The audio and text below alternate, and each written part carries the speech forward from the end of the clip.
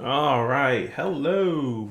Good afternoon, evening, and morning if you're in like And morning if you're in like and morning. my bad. Um Sorry about the little bit of echo there, but good afternoon, good evening, and good morning if you're in Hawaii. So, I'm Bryan Liles and I'm doing TGIK today. So, TGI Kubernetes. We've been doing this for a long time now. This is the 115th episode.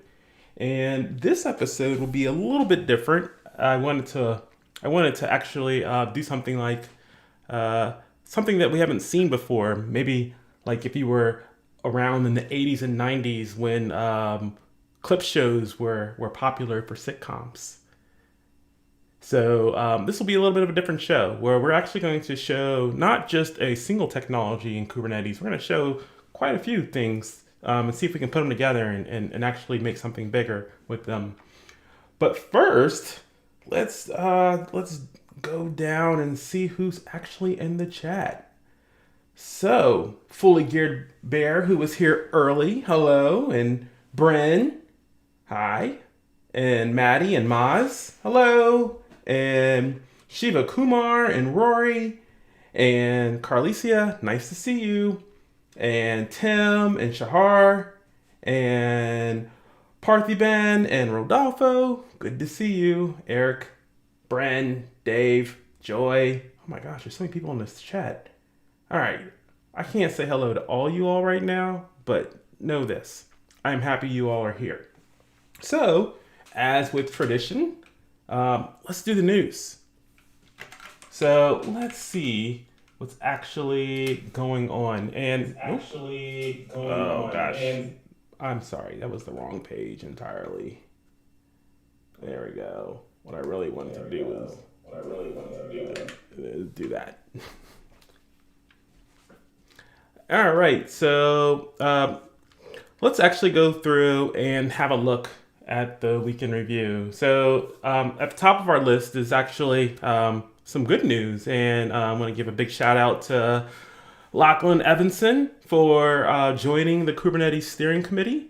This is actually, this is a good point for the Kubernetes land where we have people who have actually grown up around Kubernetes and now they're actually leading the charge to steer us where we're going to be in the future. So let's see what other kind of news we have. So first link here is what happens when Kubernetes does what? So what this is just an explanation of really what Kubernetes is doing and how it's actually making it happen. Pretty good read here. This is definitely already in my bookmarks, and I've gone through it a little bit. The next release is that Helm is at 3.2.0. This is I think there was security fix in here. Yes, a number of security fixes in here. But actually, there's something else going on with Helm. Helm is pretty close. Oh, I'm sorry. I haven't shared my screen. There we go. Now y'all can see my screen. This is what happens when Bryan does TGIK. But now that I'm sharing my screen here, Helm hit 3.2.0. This is a security release, but what I was going to say is that Helm is getting close to graduating in the CNCF and joining a very small group of projects. This is actually a big deal. This is huge when it comes to the stability of the community and the project itself. Helm was one of the early big Kubernetes spinoff projects that you could say, and now that they're actually going to make release status or graduated status on CNCF.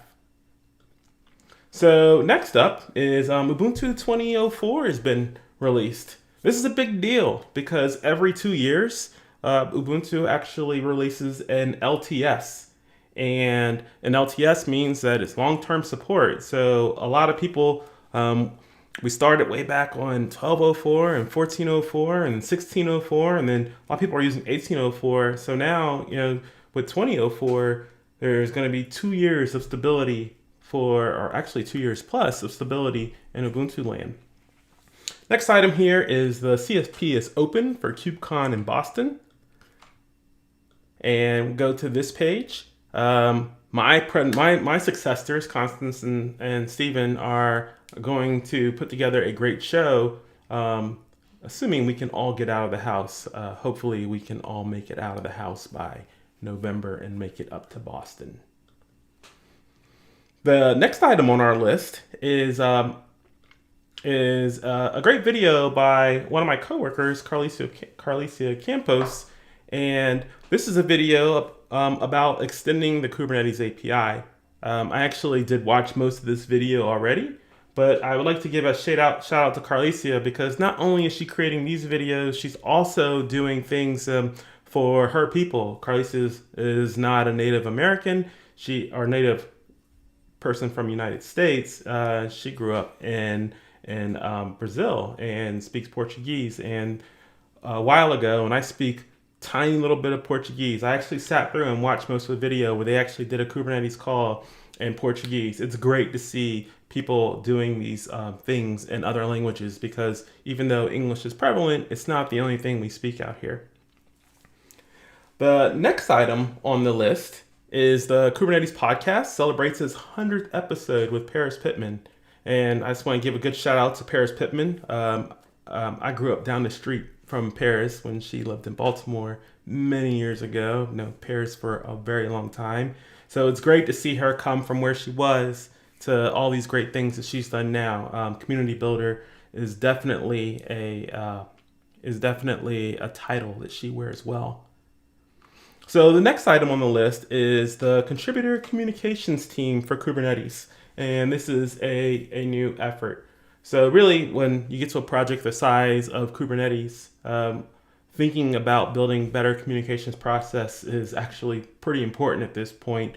So now we have a great set of volunteers actually putting this together. So please take a look at this link to see what they have going on. The next item here is Cluster API. V1 Alpha 3 has been featured on the Kubernetes blog as of 2 days ago. And for those of you who don't know what Cluster API is, think about this. Kelsey Hightower, Joe Bida, and I like to say this all the time as well, is that Kubernetes is a platform for building platforms.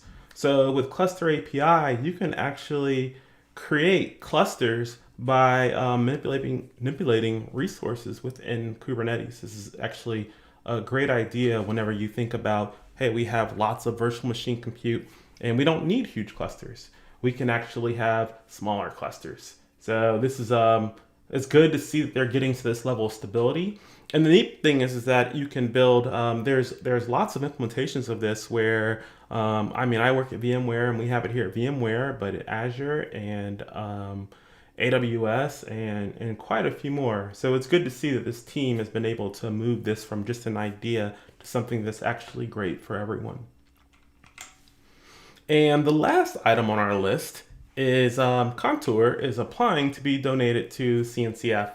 And this is kind of near and dear to my heart because what back years ago when I was working with, I still do work with Joe Bida and Craig McLucky at VMware, but when we were at Heptio, we had this project called Contour. And what is Contour? Contour is basically aiming to be the best ingress like thing that you can have on Kubernetes. And actually, I'm going to show it today. So it's good to see that this project has grown to the point where we feel that the community, that we really should be donating this to the community, and the community should definitely have all the inputs. So with that, let's get down to it. So this is an interesting place. So like I said before, I wanted to do something a little bit different for this episode of Kubernetes. I think back like in August of last year, I talked about some software, Octant that I wrote, and I demoed that, and really I went heads down and did a whole bunch of other things, but I kind of realized it's time for me to come talk about something else. And what I wanted to talk about was There are actually, let me actually show you this on. So I will pull this over here and I will go back a page. So we're shooting the 115th episode of TGI Kubernetes right now. There are 100 plus episodes of just different types of content. And what I wanted to see, because yes, I am an infrastructure person, but I'm also an application person.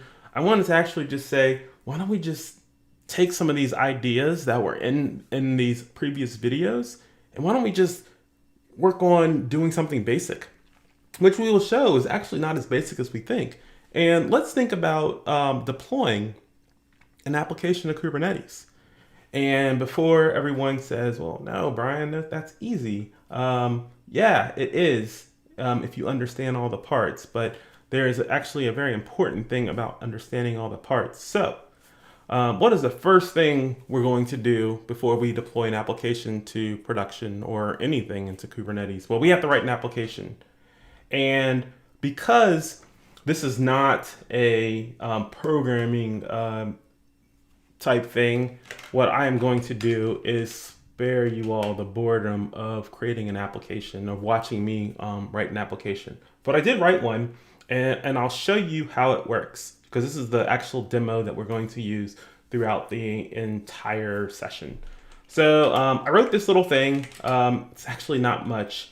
And it's just this little Go app that's going to be the application that I'm going to use for the rest of the session. So let me actually run it real quick.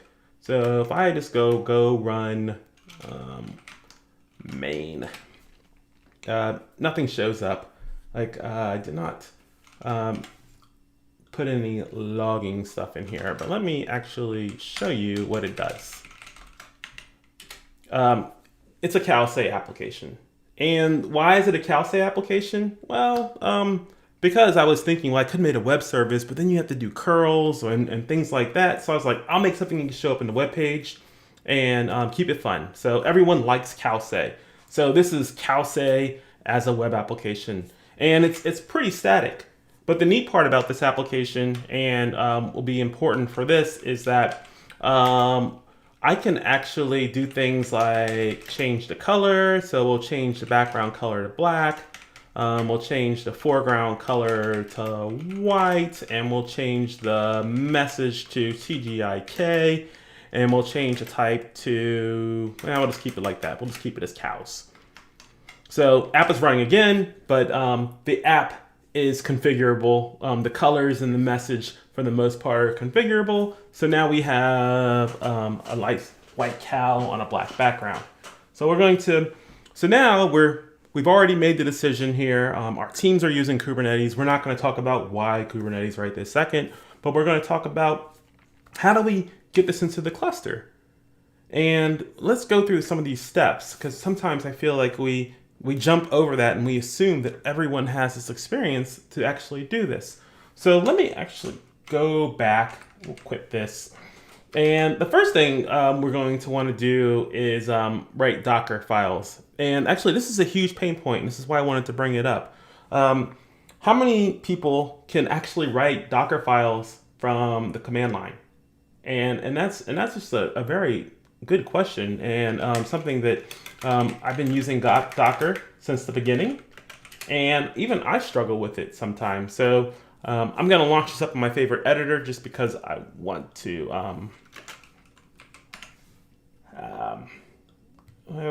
I don't want to write this in Vim. So what I'm going to do here is I'm going to create a Docker file. Oops, new file, Docker file. And because, and we won't add it. And because, oops, let me go here, make another one of these. Because I don't want to bore you all with my typing, I actually created one.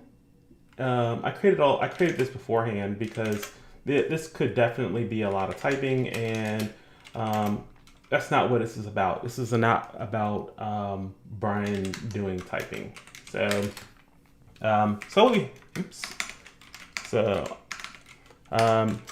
not much going on here. So what do we have in this Docker file? This is a two-stage Docker file. It builds in one stage, and then it builds a smaller Scratch image in another. So what I can actually do is I can just go build this thing, and we'll call it Bryan L Websay, and we'll just build. Oh, not the right directory. There we go. There we go. Docker build. There we go. So what's going on here, and this will be pretty quick because this app is not very big, is that we are going ahead and we are building this image. So just to show you that we're building this image, I'll go docker run, and I'll just map this thing locally and make it go away just to let you know. So inside of my Docker, it works again, and that's just Docker.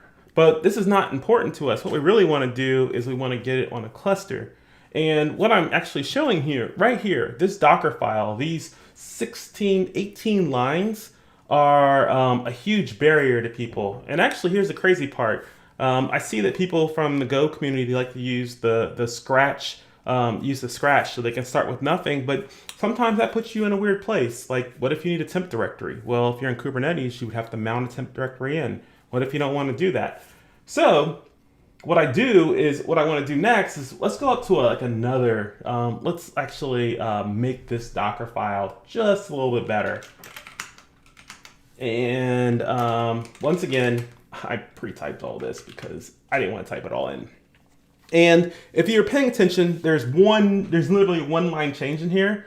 I changed this image from Scratch to this image from Google Cloud, where they have this idea of distro lists. So let me show you this. And we'll go GCP distro lists. And what distro lists is, it's there are base images that can be used by anyone to actually serve all the things. And the reason I like this is because sometimes there's actually a big discrepancy from having nothing to having maybe a full Ubuntu or full Debian. So instead of doing that, what DistroList does is someone has gone through and pared all these things down. So let me actually show you what I mean by this. So if I go Docker images, Bryan Liles, this website is latest. That's not going to show anything. But if we look at this website, it's 30 megabytes. And when I build it again, go here and we'll just, we'll kill that one. Docker kill 00E4. All right, I'm gonna zoom in the font. Thank you for pointing that out. Actually, I'll do the font up here. There, that should be bigger. So I'll build this image again. Bryan Liles /websay. And once again, this should be built fairly quickly. But I want to show you just there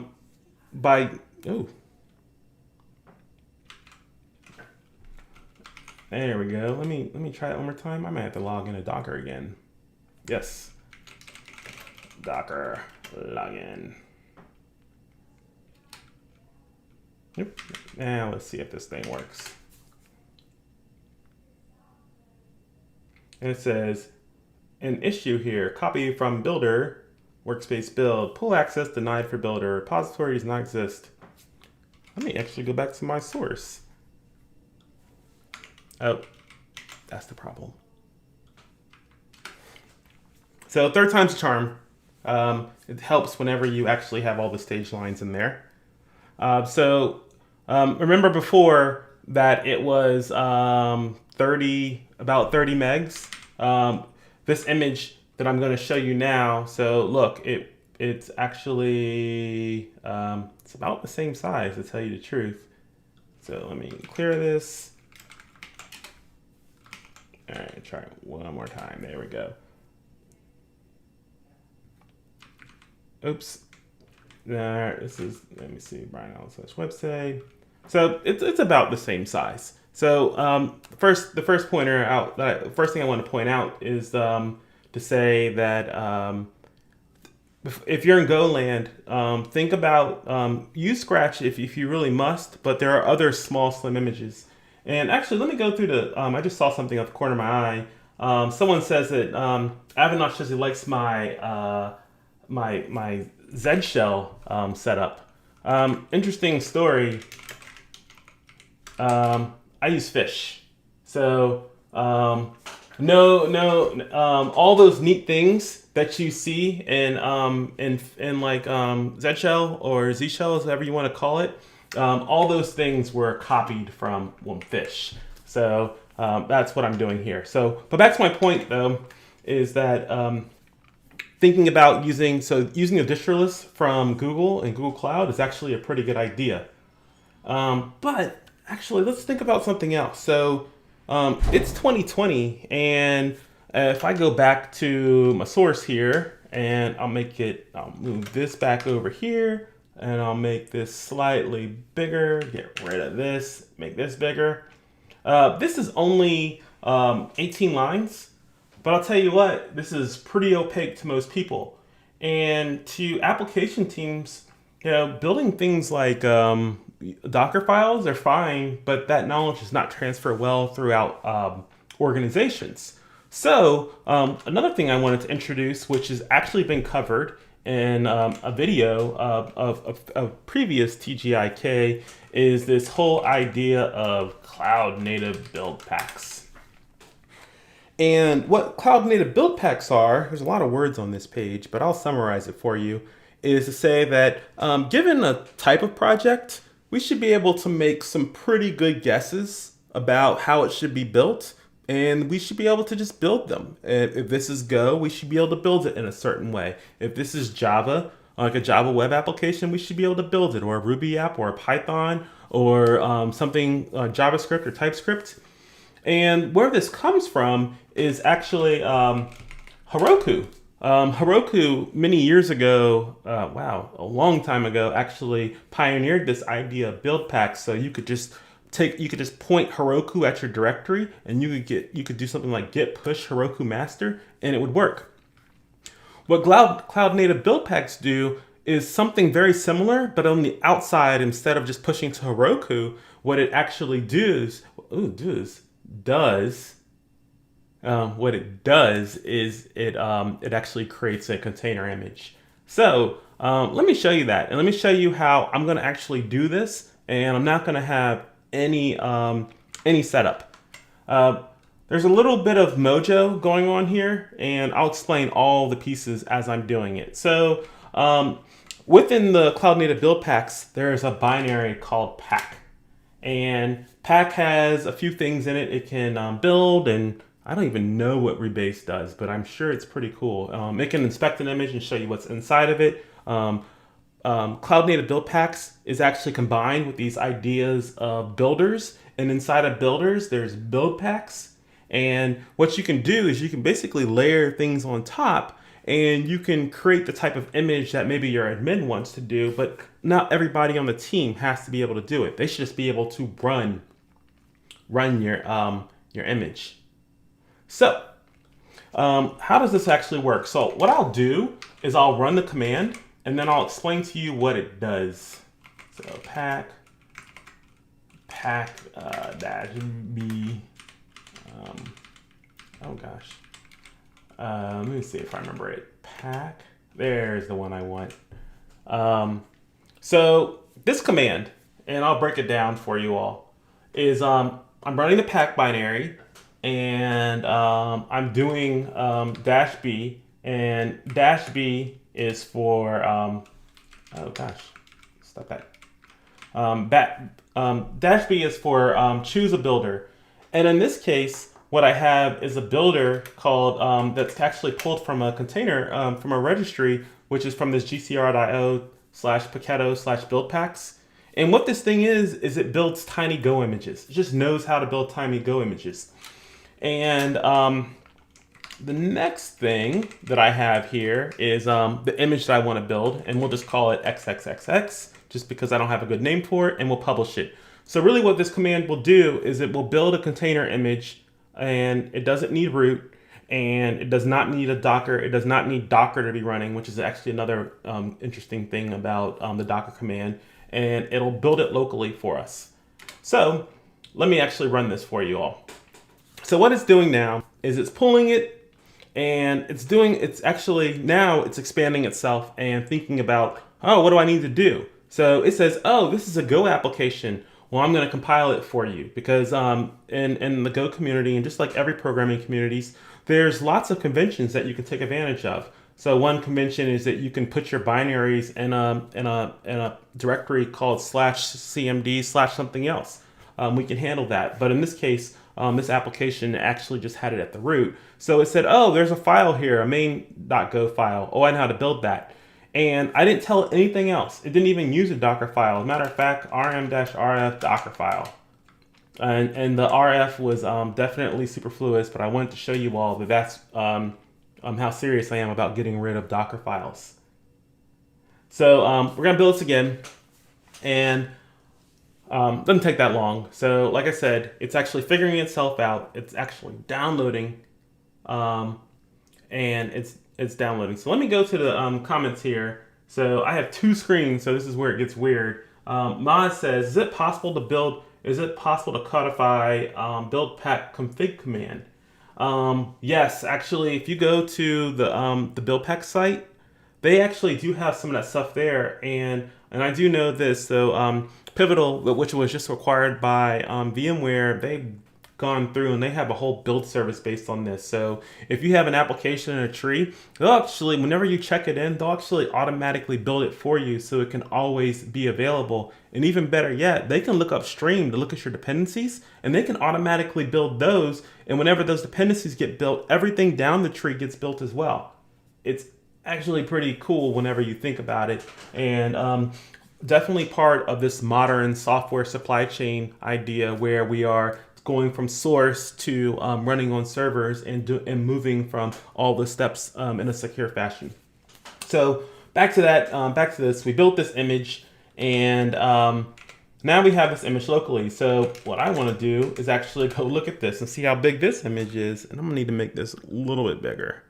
So this image that I just built is 6 megabytes bigger. I'm not gonna go look inside of it and see what's in there, but still not too much. It didn't add too much on to where we are. So that was just what I want to talk to you about building cloud native build packs. And from the rest of this, I will not be doing Docker files anymore. I'm actually going to do this whole CMB, which is short for cloud native build packs.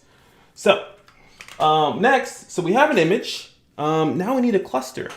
And this is an interesting place. I used to work for a cloud company, helped build a cloud company many years ago, DigitalOcean. So I use DigitalOcean for everything. Now I work at VMware, and we compete and partner with everybody. It's crazy. So what clouds do I use? I use AWS, I use Azure, and I use Google, and I use DigitalOcean sometimes. And I may have been known to use IBM. So I'm all over the place with the clouds. But today, so I don't have to take a pick of what cloud I'm going to pick, I'm just going to use Minikube.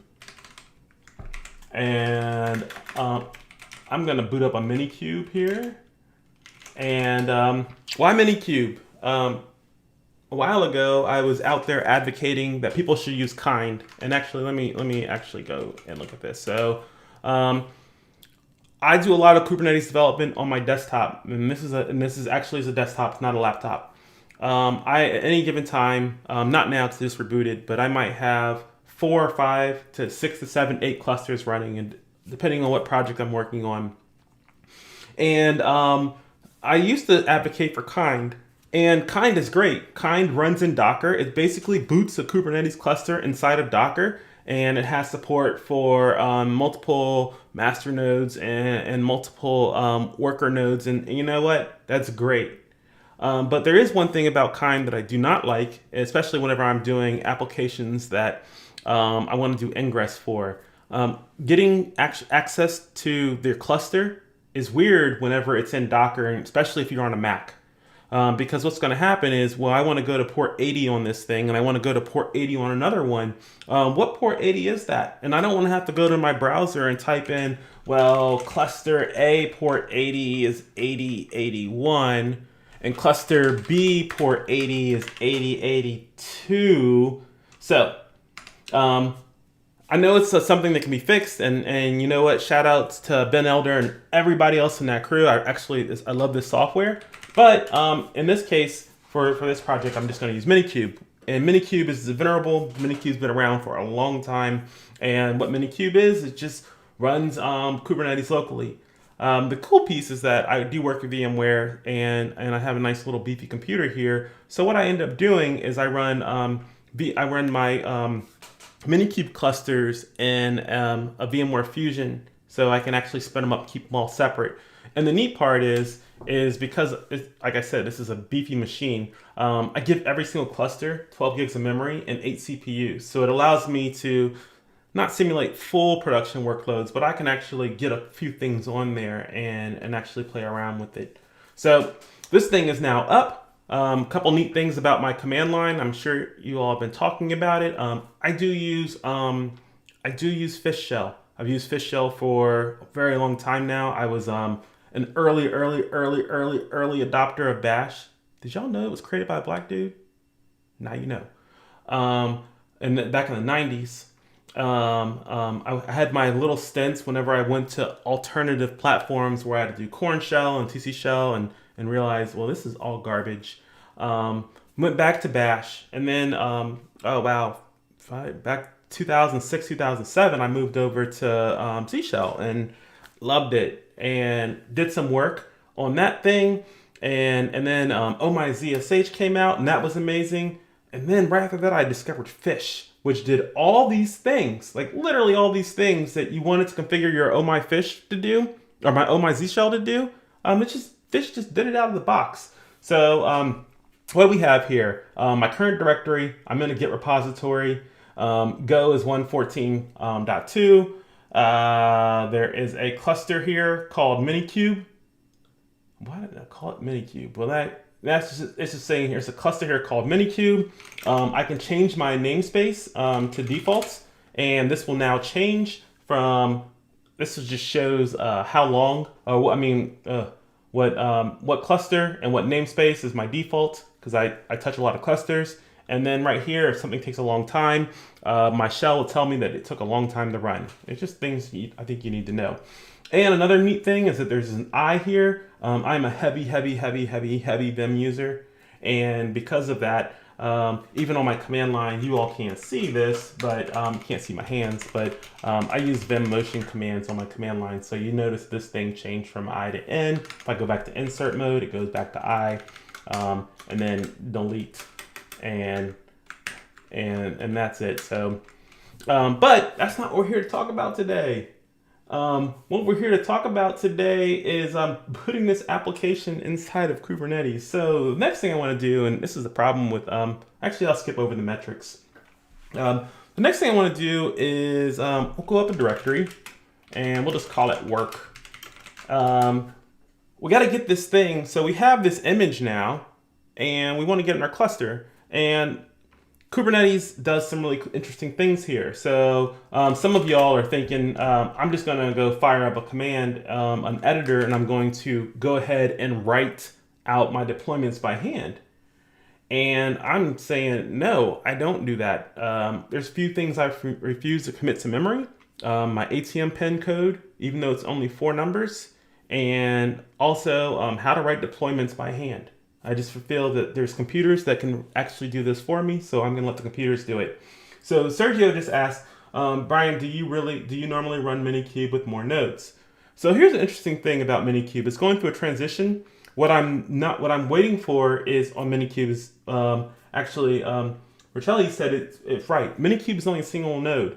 They are working on it, and also what they're working on that I heard is that they're working on Cluster API, because what I really want is a main Minikube on my Mac here, and then I would like to go do Cluster API, and I would like to create clusters and add machines so I could dynamically create these things, and now I could just have it all configured from one place using the power of Kubernetes declarative configuration to make that all work. Not there yet, so I boot them up by hand.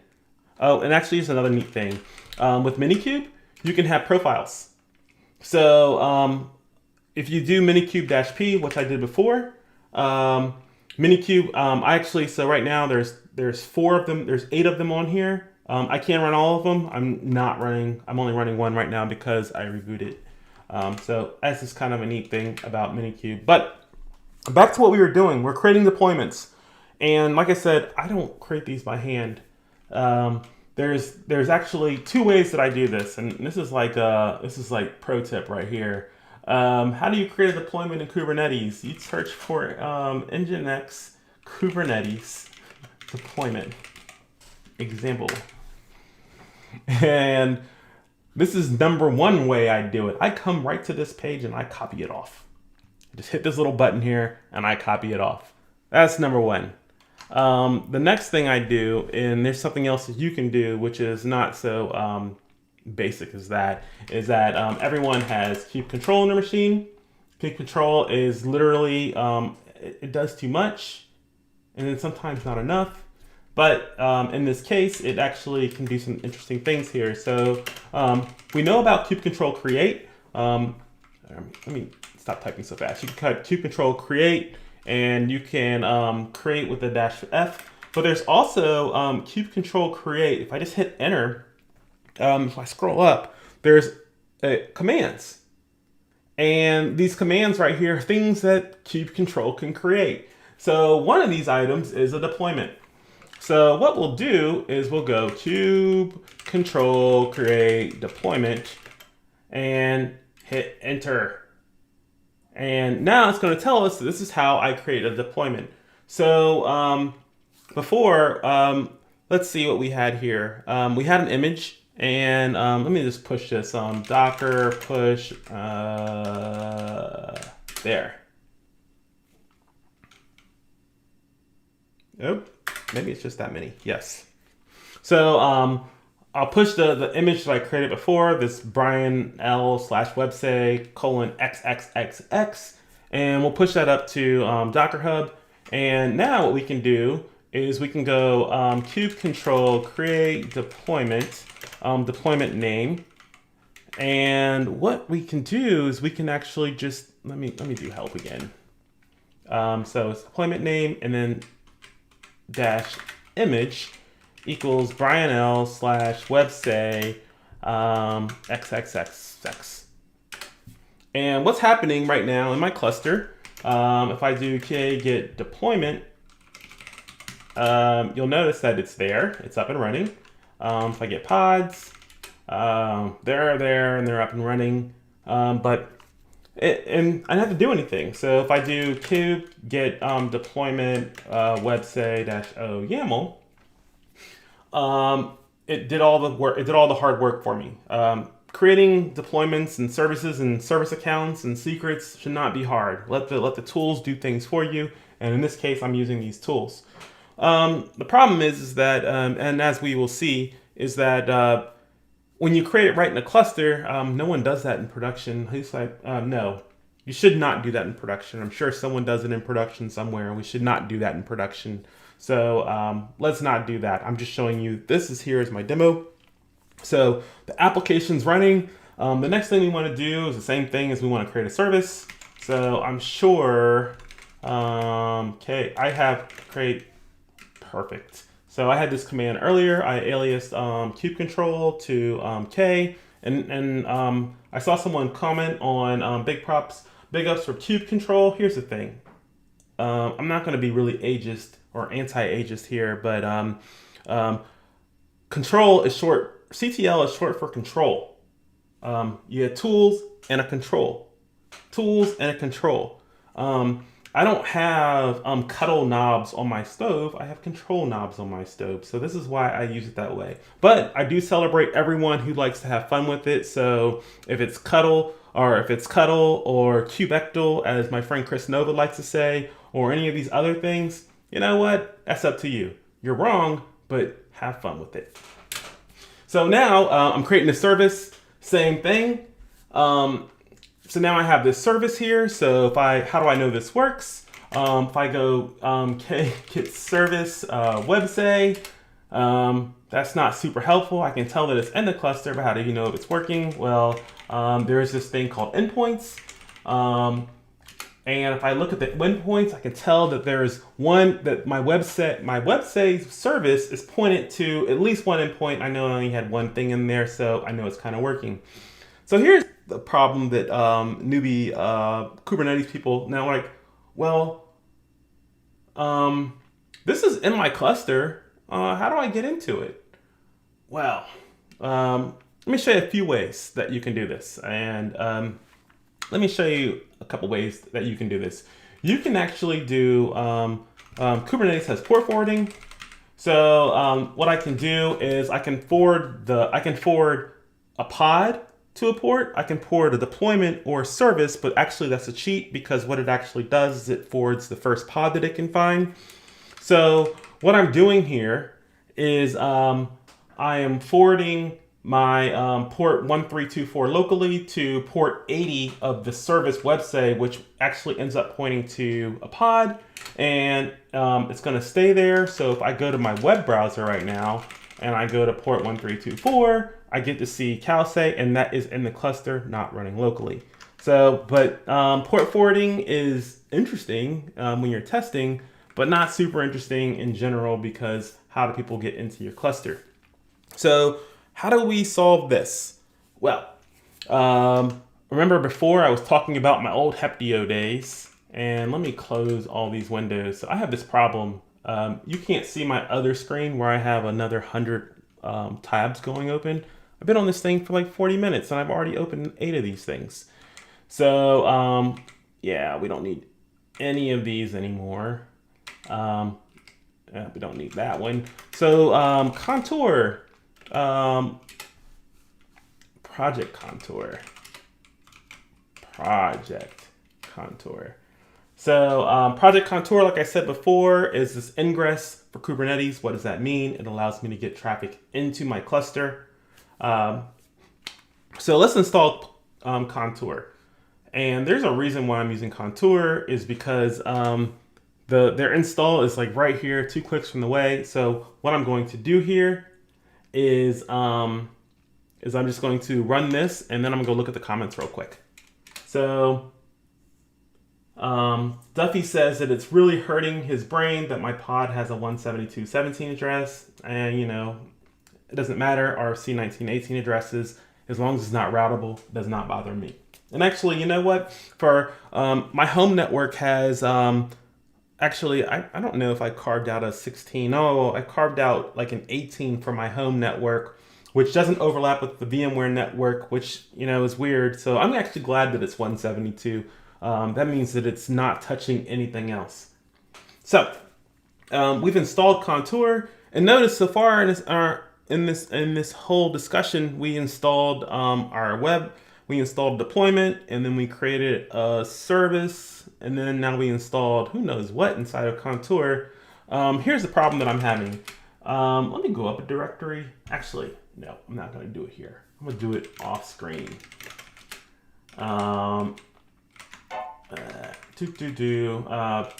Just 1 second here. I'm launching something else. So there. So now what we have is Octant. And like I said, last time I was on this TGIK. I talked about Octant. I'm not really here to talk about it today. I do say that it looks way better than it did before. But the reason I'm here is because there's too many things in my Kubernetes cluster for me to keep track of in my head. So I'm using Octant to basically do all the things I don't want it to do. And the things that I wanted to do right now is actually see if Contour came up. And what I'm going to go do is go look at all the pods, and it's looking pretty good, like it's up. This one's not up because I know CertGen is on a job and the job completed successfully. It'll go away in a little bit, but I know that Project Contour is up and working. So I use Octant like it's going out of style. Let me actually, since I'm here, let me show you some neat things about Octant that are new that people just don't know. The first thing is that actually the only thing is that Octant has command line mode. And what you can do is I hit Control and Enter, and I go to pods. It just shows me my pods. I only have one pod. That's kind of neat. Another feature that I'm putting in here right now, and there's a reason why I showed you. I showed you. I built this one. Is in our next version of Octant, we're going to do something kind of neat where people have been clamoring for this forever. So here's a crazy bit. If you're using Kubernetes 1.18, what you'll notice is that you'll get managed fields. That's actually a whole TGI in itself, so we'll just get rid of that. But before, Octant was read-only, and people are like, why don't you make it read-write? And I'm like, it's hard, dude. And so I did this yesterday. I haven't even committed this to master yet, or I committed it to a branch to get merged into master. But real talk, I just put that up there. So I just moved that to 3. And you notice it says 3 right here. So this is something that's kind of neat. Just wanted to show it off. Kudos to the team. I mean, I did that piece, but kudos to the team for making it look pretty dope. I work with a good group of people there who really want to make it easier for people to understand what their clusters look like. So back to what I was saying. I want to be able to go to my, I want to be able to just go to my web browser and see what's in my cluster without typing anything. And like I said, I need an ingress. And like I said before, I don't use kind because I want to be able to just type it in there without typing a port. So Minikube gives me that running on a virtual machine and gives me all that good stuff that I like here. So the next thing I want to actually build up here is an ingress to allow this to happen. So the first thing I will do is let me cut and paste. Like I said, I am not a typer. So in my work directory, work. We'll just call this ingress.yaml, and we'll paste this thing in. This is so it's interesting. There's an ingress v1 object in Kubernetes. What has been found out is that it actually didn't do all the greatest things that we're doing that we wanted to get done. So there's now work going on in ingress v2. But in the meantime, what the Contour team has done, and they've actually gone through a couple of iterations of this. Now they have something called an HTTP proxy. What it does here is it creates a proxy from outside to inside, and it uses Envoy. So what I need to do here is I need to figure out 2 things. I need to figure out what I want to call it. So we're going to call it websay. And the next thing I want to do is I want to figure out what the IP of my box is. And this is actually like the important piece. So we'll get out of here. I can go minikube-p- minikube IP, look at that, 192.168.98.128. Yes, I could have done that inside of Minikube, but I did not. C2X, put that in there. So now I'm going to put this in my cluster. So let's actually go over this real quick. I'm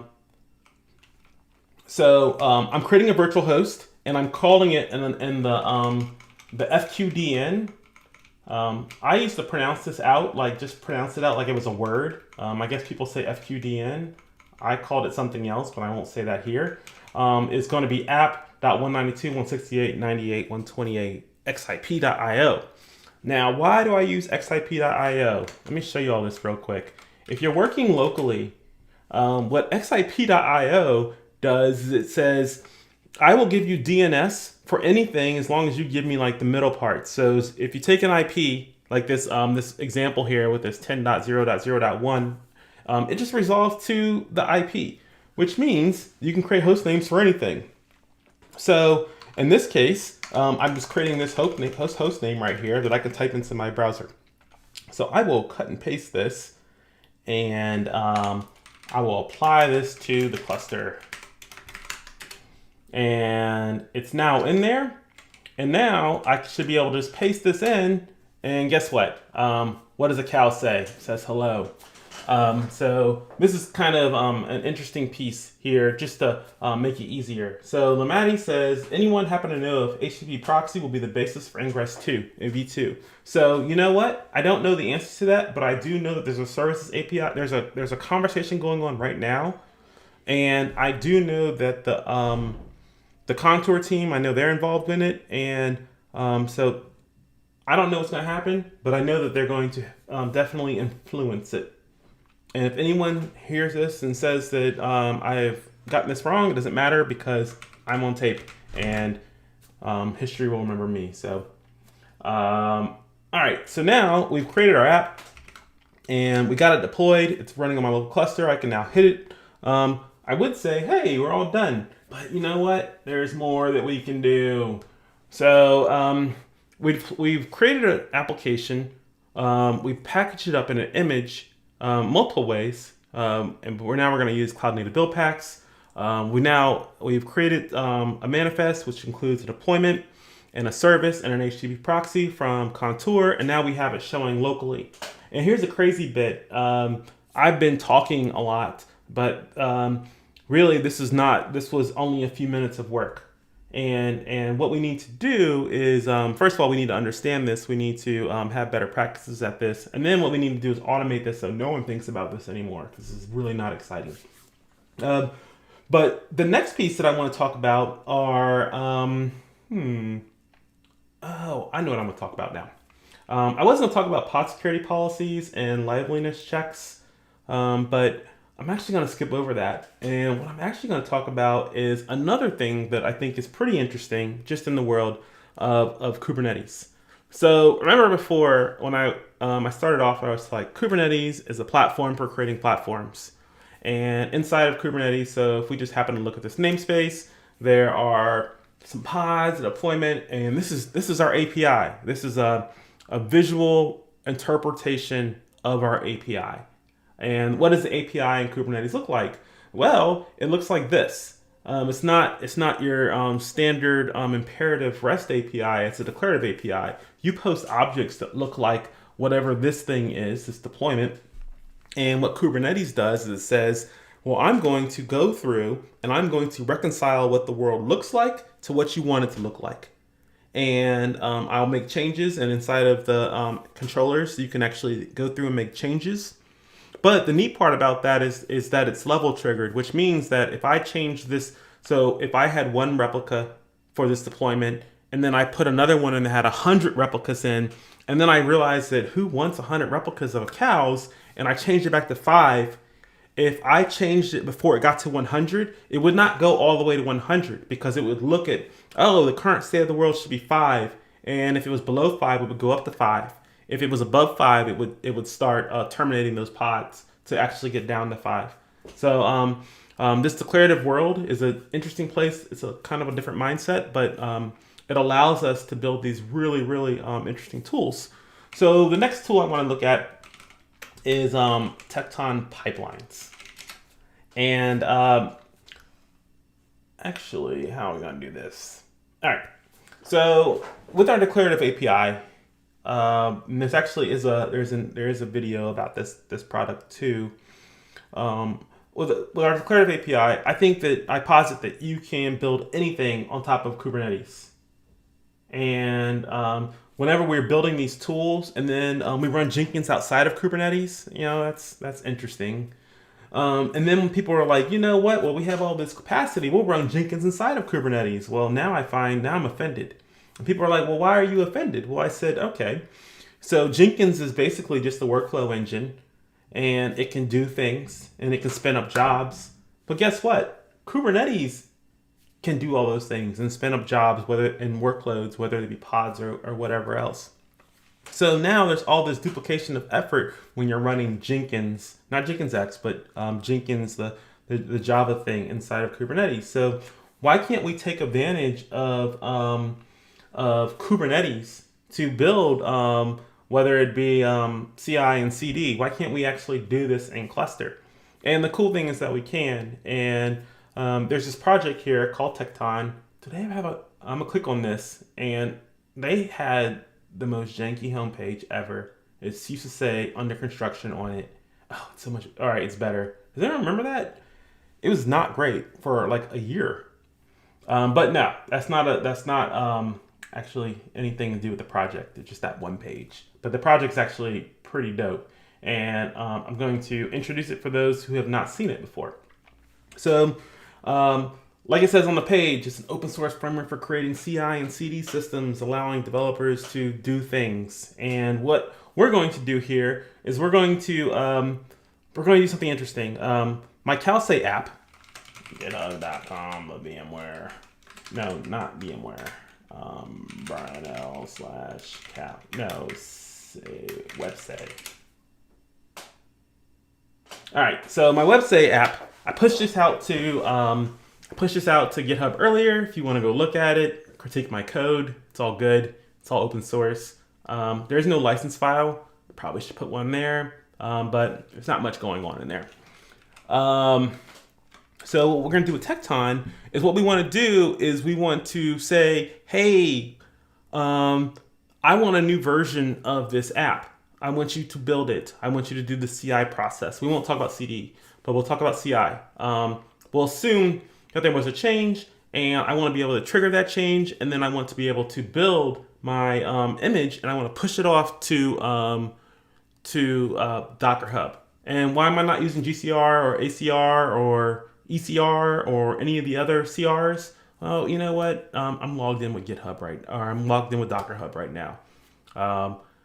Great service. Hopefully it stays around forever. It's actually pretty neat, and there's just lower friction. So, how do we get started? So actually, we're going to click on our documentation link, and we're going to click on where it says getting started. And I don't want to do anything interactive. We're not running GKE here. This is what I'm going to do. I am going to run, I'm going to actually run this command. And here's a crazy bit, and this is something that you should be very conscious about whenever you're doing this with Kubernetes. The reason I'm running this command directly is because I just ran it a little bit ago and it didn't blow my cluster up. But in production, there's no way. So if I let me show you this thing. So if I do curl-l, and we'll just less. What's in there? There's some license headers. There's lots of license. Well, that's funny. There's license headers on the namespace and the pod security policy, but they didn't choose the license to cluster role. That's very interesting. All right, so they licensed most of the stuff in here. So there's quite a few things in here, and I'm sure I could go through and tell you what's in there, but this is a demo and it's my computer, so I'm not going to do that to you. I'm just going to do this and do kube control apply. I hope that this thing actually creates namespaces. It does. It created this Tekton pipelines, and then it created a whole bunch of CRDs. We're only going to use 2-3 of them, and it has a validating webhook configuration in there, and a mutating. It's actually pretty cool. So Vivian Ricky Narona says cap would be a good to see the changes before kube control apply. Yes, actually you are 100% correct. And here's the interesting piece is that I was a little bit time constrained on this demo. I'm actually going to come back and this actual session has three parts. We're only going to get a little bit more further during this session. In the second session, I will talk about CAP and YTT and why I think that they are the basis for a lot of good things when it comes to templating and packaging, or no, templating and like workflow in Kubernetes. And then I will talk about another thing that I wrote called Chief, which is when I think about packaging. So we're baby stepping our way up there. I'm actually trying to show why we need some of these things, not just, hey, look at this cool tool. So that's going to be the next one. Maybe they'll invite me back to it next week, or maybe not. I don't know.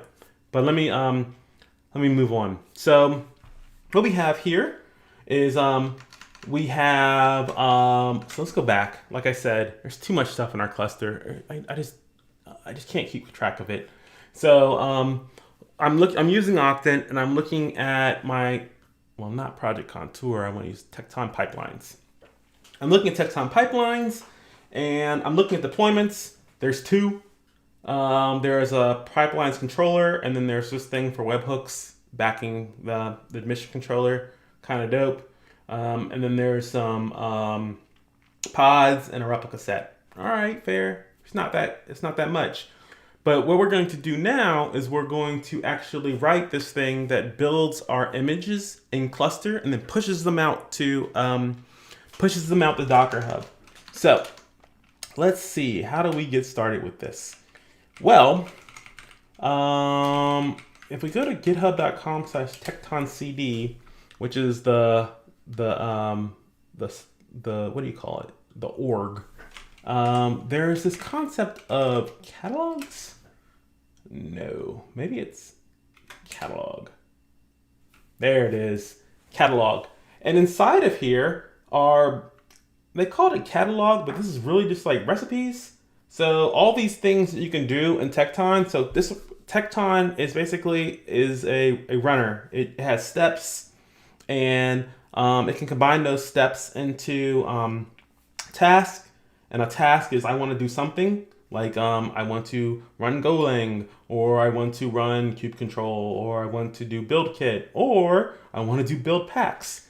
And then you could take those, those tasks, and you can combine them together in pipelines. So now you can say, all right, when someone pushes a commit up to GitHub, and instead of running GitHub Actions, I could actually have it go out to Tecton, and I could have it trigger Tecton. It could actually do the build. And then when it's done, it can signify and make another trigger that says that I want to automatically deploy into a development environment or like a PR specific environment. Or even better yet, we can build this whole GitOps thing on top of this where I can now say that whenever I build a new image and the image has a tag on it, like a tagged version, then what I do is I automatically check out my configuration repository. So we're going to do next time. And then I'll change my configuration and then apply that using Tecton to my cluster. Kind of neat. But we're not doing all that. It's too much work for today. It's Friday. And I mean, thank whoever it's Friday. But I'm going to expire way before that. And I'm sure you all will too. So what we're going to do now is we're going to do some cloud native build packs. And then we'll probably, we'll say adieu. But this will be fun. So what are we doing here? So like I was saying earlier, this catalog are like recipes. And what I can do is, I can do some more kube control apply random stuff to my cluster. What's the worst that can happen, right? So what I'm going to do here is I'm just going to do this. And in my other window, so if I go back over here, and I look at my Octant and I go to my, so we're just using the default environment right now. There. All right, 3 pods running. All right, so if I look in here in this list, I see that we have custom resources for Tecton, and we have this build packs v3. So if we go look at the YAML for it, there's a lot of stuff in here. And actually, I'll go through some of it for you. So with a tasks have params, and these params are just the inputs. And it's kind of neat. You can put descriptions for them. So we can say what the builder image is. We can say the user ID for the builder image. So we can configure this thing to work how we want it to work. And then there's this thing called resources. So resources are other things. I don't know, OPS, other people's stuff. So in this case, we have a resource that's called source, and it's Git. And so it'll be a Git repository. And then what we'll produce is this thing, we'll produce an image. And actually everything else in here is not important to the casual observer, but the neat part is that we can actually see using the steps, whenever I run this task, this is what will happen. So all these things, so it's actually a lot. So I'm not gonna go through it. I'll show you in the logs. So we'll go back to the web page, and then there's this piece down here that tells you how to use it. And it's kind of neat. So we'll just cut and paste this, and we'll go put this at the top, and we'll go mvim run build image.yaml. And it says uncomment below to use an existing cache. So what this is that the builder knows it can cache if you have a heavy build. This build doesn't take very long, so I'll get rid of that. And we will do like this to see what else is in here. So we have an image, and what we need to do is we need to supply it with an image. So the neat part is that we can't just supply it with an image. There's more things. There's actually an image from GitHub, and it's a public repository is easy because all you have to do is you can just go to the URI. But if it's in a private repository, there might be keys involved, or it might just come from somewhere else. So we don't know, but we're going to specify it here. So what we're going to do is we're just going to create something called Bryan Liles / websay / tecton / live. And we're going to get rid of that slash and put this in here. So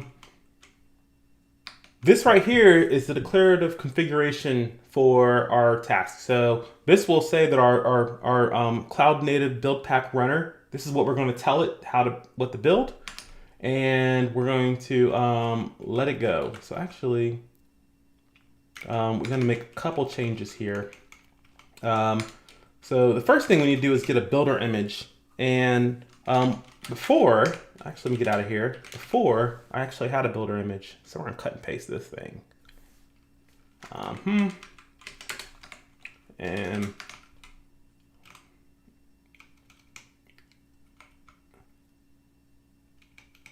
so yes, Mr. PlayStation 4 Zombie Zachary 5, what are you watching? You're watching Bryan Liles create a Tecton task runner so I can automatically build an image inside of a Kubernetes cluster.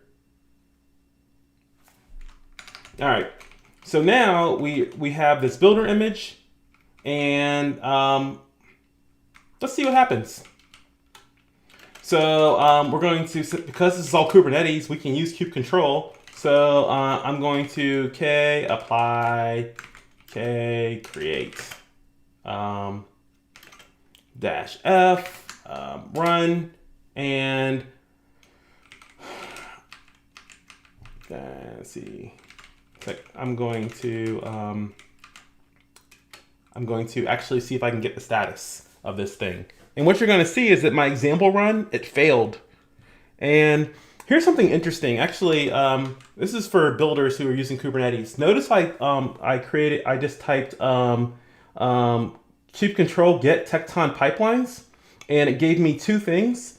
So here's an interesting thing about Kubernetes that not a lot of people know. So whenever you type kubectl get all, kubectl doesn't really know what all is. It's whenever the objects are created, they're defined in a part of a group called all. So whenever you're creating, if you're building controllers and CRDs, actually in the CRD configuration, you can say what group something applies to. So the Tecton pipeline authors created a group called Tecton pipelines and then put all their stuff in there. That's pretty dope. Everyone should do that whenever you're thinking about it, because how many times you've been sitting at a console and you're like, kubectl get what? And you type kubectl get all, and then you don't even know, because it's not all, to tell you the truth. It's just all the things that were in a group called all. So just a little tidbit there. So what we're doing now is we're going to do kubectl describe this thing and see what it says. It's going to say, it says invalid input resources. Task declared. Required resources are missing from the task run. It says the source is missing.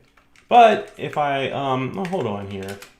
If I go mvim run build image, and I have it in my workspace. Why is that not working? Well, I actually do know the answer here. And the answer is because of we're not dealing with workspaces, so we need to actually change our configuration to make this work. So what I'm going to do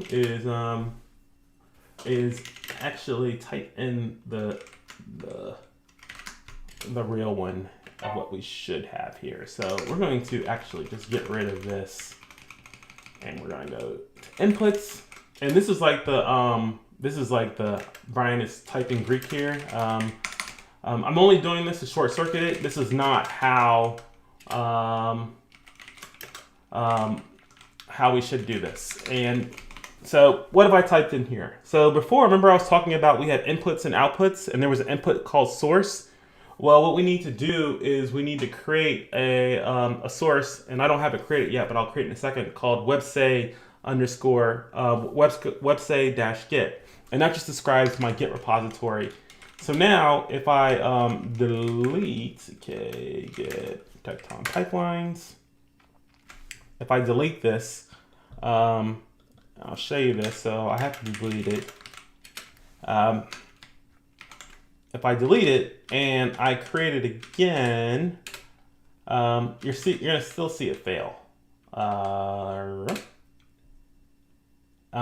It's still gonna fail, and the reason it fails, but it's gonna have a different error message now. It's gonna say, I don't know what website Git is. Yep, I don't know what website Git is. So remember I was saying before that pipeline resources had let me see.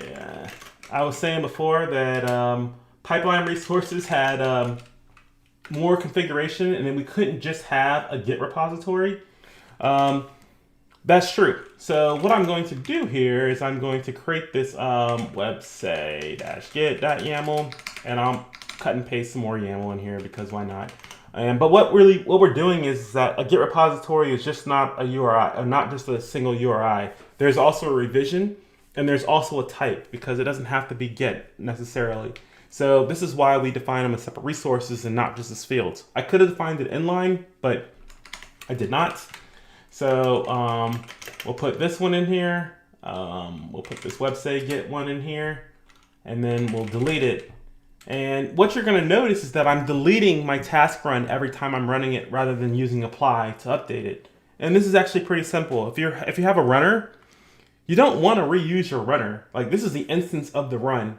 And if you apply it, how is it going to know that? How are you going to separate your instances? So I'm using create and delete to do this. Normally what we would do is we would use generate name as part of, I'll show you that in a second.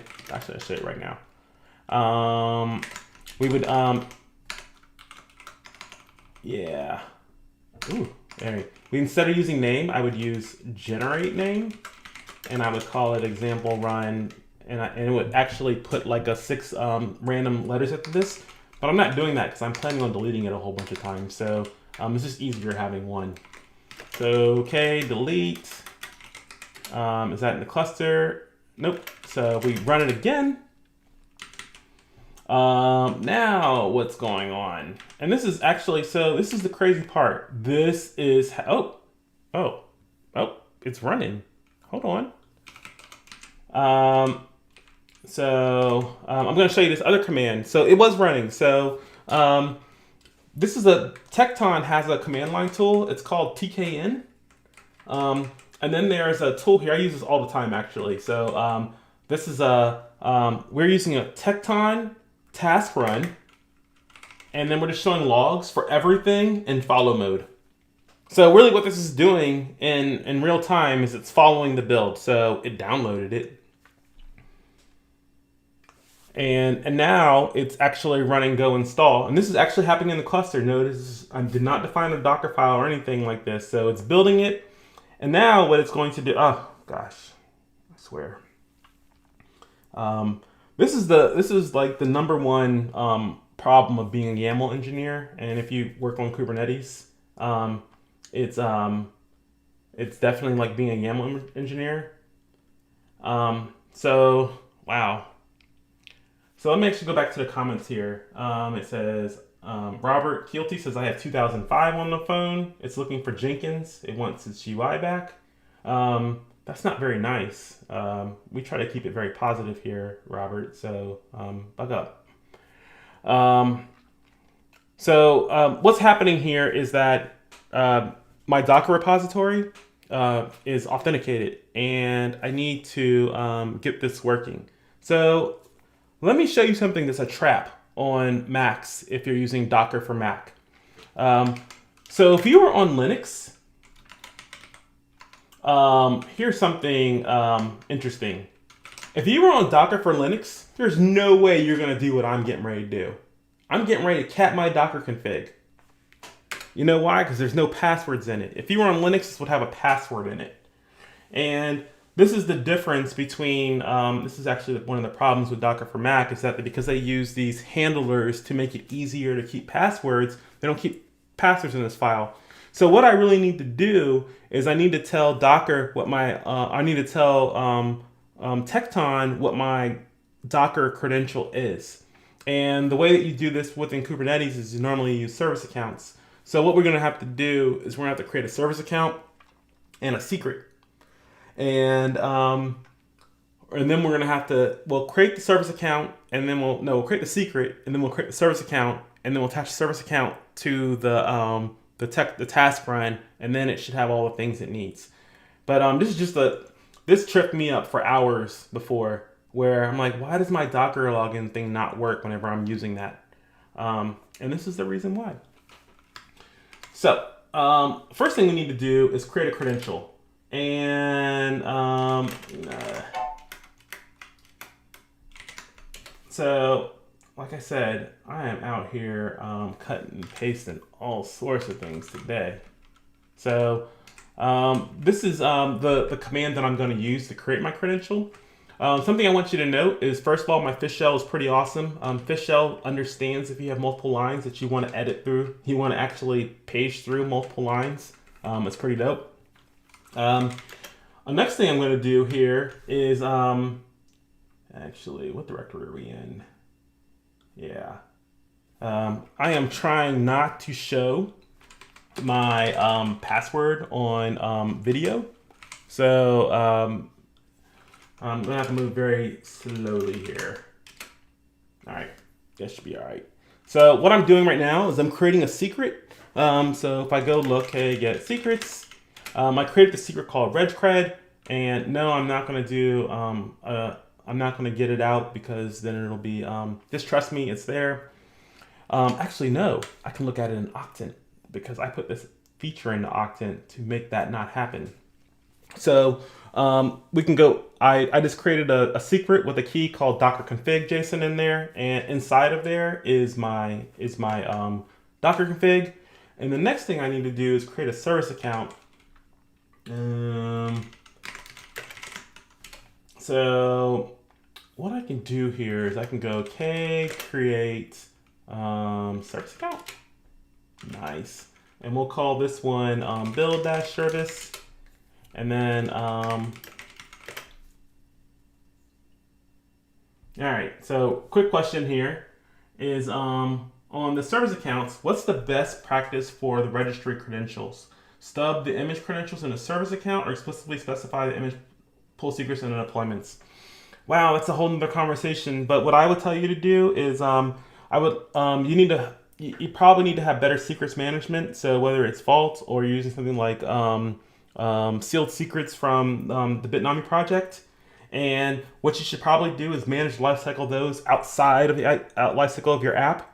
So just assume that there's going to be a secret there name that you can read, and that was the only thing you should worry about, and then handle that elsewhere. Don't check secrets into GitHub or anywhere else, unless they're encrypted with like sealed secrets, and then they're like AES 256, so it should be fine. So what I'm going to do is I'm going to go to my build service, and I'm just going to add this this next secret, and it's called regcred. So something else y'all notice is one of my Vim mode. I actually get blinded by YAML. So I actually have my YAML, whenever it loads it in decompress mode. So that's why you'll always see that. So when I load a file up, I don't have to see a whole bunch of things, but I can definitely do that if I choose to. So what I did is I created my service account, or I updated my service account. And now my service account has 2 secrets in it. And there's a little typo here in Octant, but that's what it is. There's 2 of them in there. So now I need to make one more change. So I want to go to my run build image. Whew. All right, we'll just expand all this. Stop it. There. And we'll go service. I think it's called service account name. And we'll call it build service. And we'll go delete. And we'll delete this thing, like I said, because I'm only running one task, not in the pipeline. I'm only going to run it this way. Normally, you would not do a create. You would have it inside of a pipeline, and you would generate one for each run. And then I want to create it. And now I'll go look at my logs. And let's see what happens here. So it's spinning up. And uh-oh. It says that my Tecton-live image is not found. Pretty dope. It's down. It's doing all the builds. Now it's running go install. And now it's exporting up. And now it's pushing it off to Docker Hub. Holy moly. And just to show you all, it's done. If I go to GitHub or Docker Hub, no, Docker Hub. And I go to this website, you notice that this Tecton Live was just put here a couple seconds ago. And now with that, you can now start, now you have a CI process done. Now you can start working on a GitOps process. So I'm actually going to cut it here because the next step now is to do the continuous. We started on the parts of the CI, but we need to talk about packaging. We need to talk about templating. We need to talk about workflow. Like someone mentioned CAP before. We're going to talk about all that next. Like now that I can create all this stuff, how do I really get it in my cluster? And then how do I work in multiple environments? So that is where we are going to end it. So I will do this. Hold on here. There. That's right. And it's Friday. So we're going to end with an explosion. And thank you all for coming. Maybe it'll be next Friday, maybe it'll be the Friday after, but it will be soon. Thank you all. I am sweating like I don't know what because I couldn't turn my fan on. But thank you all for allowing me to talk to myself for an hour and a half.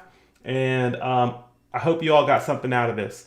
Please let me know on Twitter or Facebook or LinkedIn or TikTok or whatever else. It's all good. I look forward to the comments. Thank you very much.